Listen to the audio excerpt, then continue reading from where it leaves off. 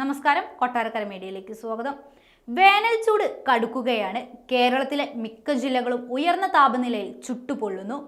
അതിൽ തന്നെ കണ്ണൂർ, പാലക്കാട് ജില്ലകളാണ് ഇപ്പോൾ ചൂടിന്റെ കാര്യത്തിൽ കേരളത്തിൽ മുൻപിൽ നിൽക്കുന്ന സ്ഥലങ്ങൾ. എന്നാൽ ഈ ഭൂമിയിലെ തന്നെ ഏറ്റവും ചൂടുള്ള പ്രദേശം കേരളമല്ല.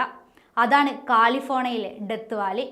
ഇപ്പോൾ നാസ എർത്ത് ഒബ്സർവേറ്ററി ചിത്രീകരിച്ച ഡെത്ത് വാലിയിലെ കൗതുകകരമായ ഒരു ചിത്രം പുറത്തു വന്നിട്ടുണ്ട്. ലോകത്തിലെ ഏറ്റവും ചൂടുള്ളതും വടക്കേ അമേരിക്കയിലെ ഏറ്റവും വരണ്ടതുമായ പ്രദേശമാണ് ഡെത്ത് വാലി. ഇവിടെ സാധാരണഗതിയിൽ 51 മില്ലിമീറ്ററിലും കുറഞ്ഞ അളവിലുമുള്ള മഴയാണ് ലഭിക്കാറുള്ളത്. എന്നാൽ കഴിഞ്ഞ 6 മാസങ്ങൾക്കിടെ അതിന്റെ ഇരട്ടിയിലധികം മഴ ഇവിടെ ലഭിച്ചു.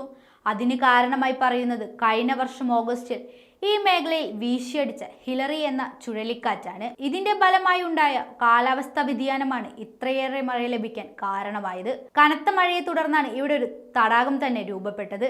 1913 ജൂലൈ 10 ഇവിടത്തെ ഫർണസ് ക്രീക്ക് എന്ന സ്ഥലത്ത് 57 ഡിഗ്രി സെൽഷ്യസ് താപനില രേഖപ്പെടുത്തിയിരുന്നു. ഇതുവരെ രേഖപ്പെടുത്തിയതിൽ വെച്ച് ഏറ്റവും ഉയർന്ന താപനിലയാണിത്. കിഴക്കൻ കാലിഫോർണിയയിലെ വടക്കൻ മൊഹാവി മരുഭൂമിയിലാണ് ഡെത്ത് വാലി.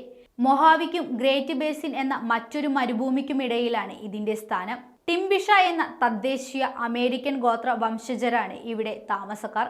നിരവധി ഹോളിവുഡ് ചിത്രങ്ങൾ ഇവിടെ ചിത്രീകരിച്ചിട്ടുണ്ട്. ധാരാളം ആളുകൾ എത്തുന്ന ഒരു വിനോദസഞ്ചാര കേന്ദ്രം കൂടിയാണ് ഡെത്ത് വാലി.